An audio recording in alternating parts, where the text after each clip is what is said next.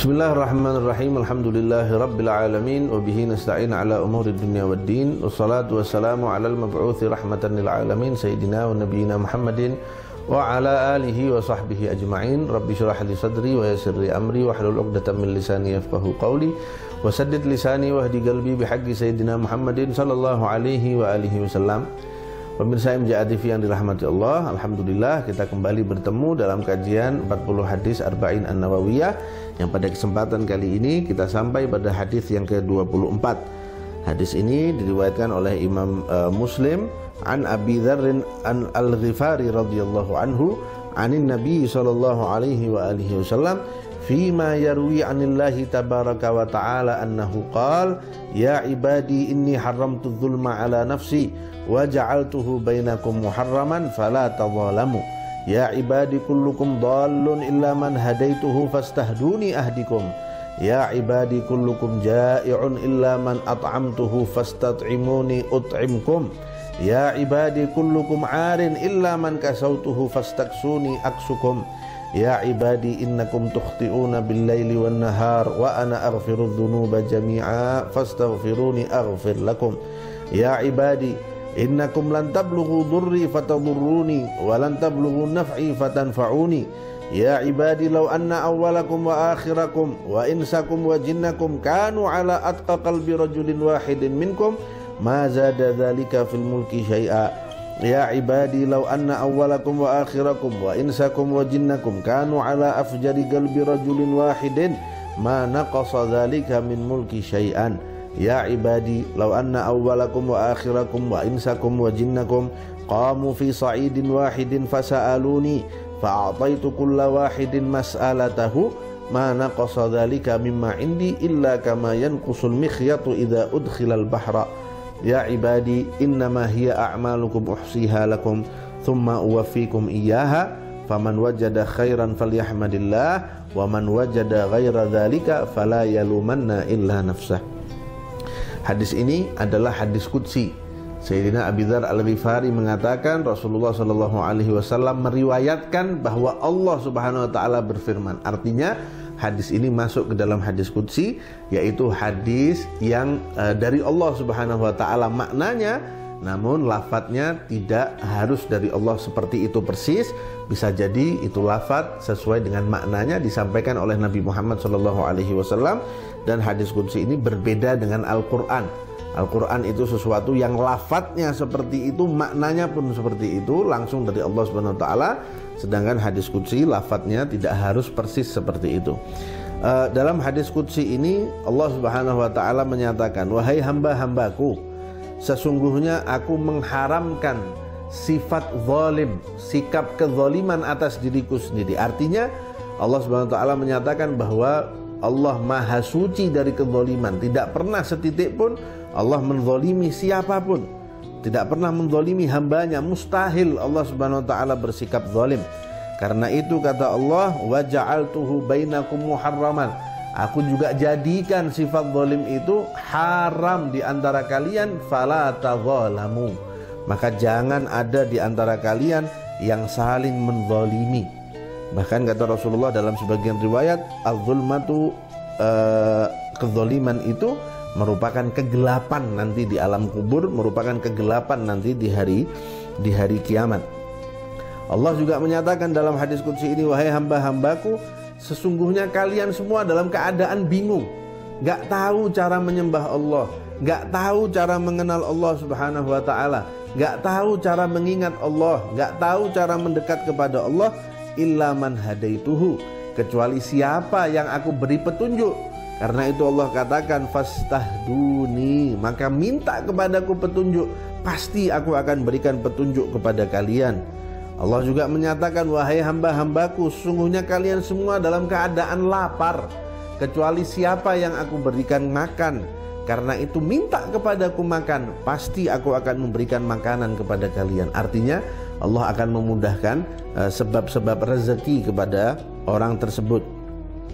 Misalnya Allah akan mendatangkan mendung kepada satu wilayah, kemudian menurunkan hujan sehingga tumbuh-tumbuhan pada wilayah itu dan lain sebagainya, atau memberikan kemudahan dalam masalah rezeki kepada orang tersebut.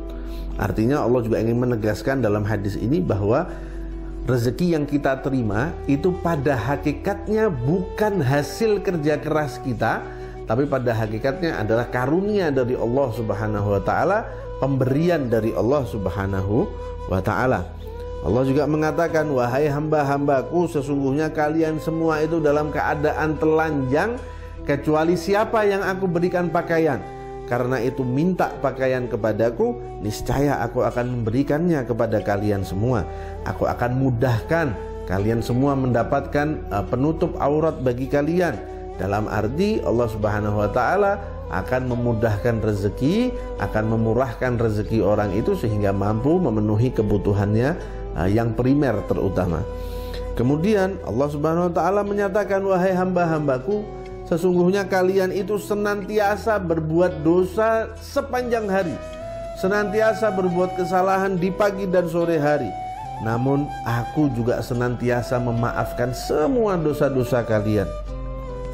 Maka mintalah ampun kepadaku, karena pasti aku akan mengampuni dosa kalian. Aku akan menutupi keburukan kalian. Aku akan menghapus semua kesalahan dan tidak akan menghukum kalian dengan sebab itu, jika kalian mau meminta ampun kepadaku, jika kalian mau bertobat kepadaku, jika kalian mau kembali mendekat kepadaku, kata Allah Subhanahu wa taala. Allah juga menyatakan, wahai hamba-hambaku, kalian tidak akan mampu memberikan keburukan apapun kepadaku. Kalian juga tidak akan mampu memberikan manfaat apapun kepadaku.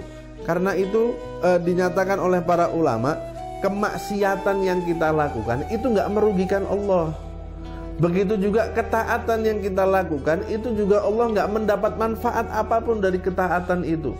Karena itu keburukan yang kita lakukan, kebaikan, ketaatan yang kita kerjakan, pada dasarnya dampaknya akan kembali kepada diri kita sendiri. Karena Allah Subhanahu wa taala gak butuh itu. Allah Subhanahu wa taala gak akan rugi sebab kita bermaksiat. Allah Subhanahu wa taala gak akan untung walaupun kita berbuat taat, tapi kerugian dan keuntungannya akan kembali kepada diri kita sendiri. Allah melanjutkan, wahai hamba-hambaku, seandainya kalian semuanya mulai dari orang yang pertama sampai yang terakhir, baik dari kalangan manusianya maupun dari kalangan jinnya, seandainya kalian itu ketakwaannya sampai pada puncaknya, seperti kata para ulama, seperti ketakwaannya Nabi Muhammad SAW, maka itu semua tidak menambah sedikit pun dari kerajaanku, tidak menambah sedikit pun dari kekayaanku, tidak menambah sedikit pun dari kemuliaanku. Sehingga kata Allah, kalaupun kalian semua takwanya itu seperti Nabi Muhammad SAW maksimal, itu gak menambah apapun buat aku, kata Allah. Itu gak menambah kemuliaanku, karena aku gak butuh dengan itu.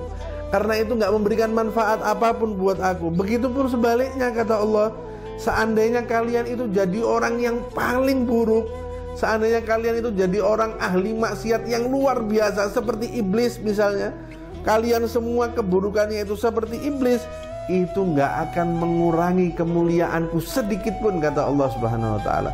Itu gak akan memberikan keburukan apapun kepadaku sama sekali, kata Allah Subhanahu wa taala.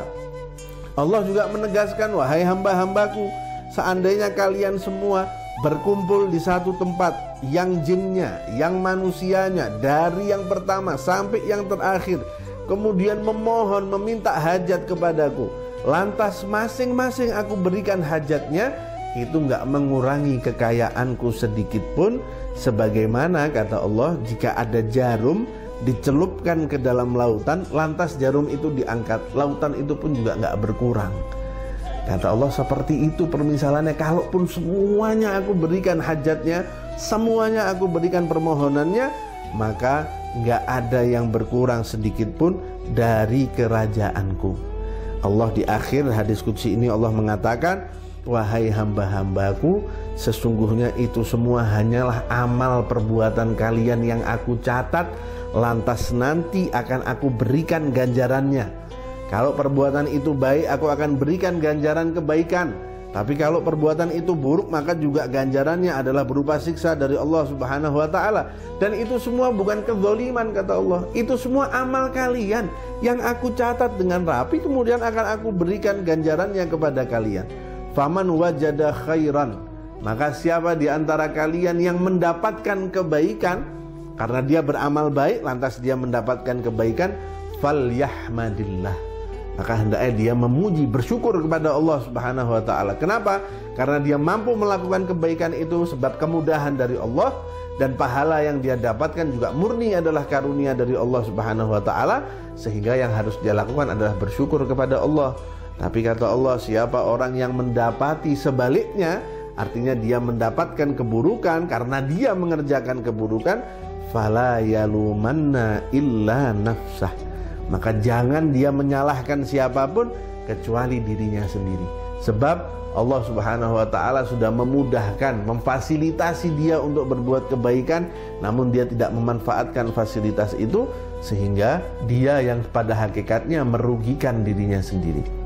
Mudah-mudahan hadis ini bisa menjadi perenungan bagi kita mengenai betapa butuhnya kita kepada Allah Subhanahu wa ta'ala, betapa butuhnya kita untuk terus meminta segala hal yang kita butuhkan kepada Allah, meminta hidayah, meminta kemudahan rezeki dan lain sebagainya, dan juga bisa menjadi perenungan bagi kita agar kita terus berbuat kebaikan dan memahami bagaimana agungnya kekuasaan Allah Subhanahu wa ta'ala. Mudah-mudahan Allah berikan kita taufik untuk itu semuanya. Amin ya rabbal alamin. Wallahu a'lam. Wassalamualaikum warahmatullahi wabarakatuh.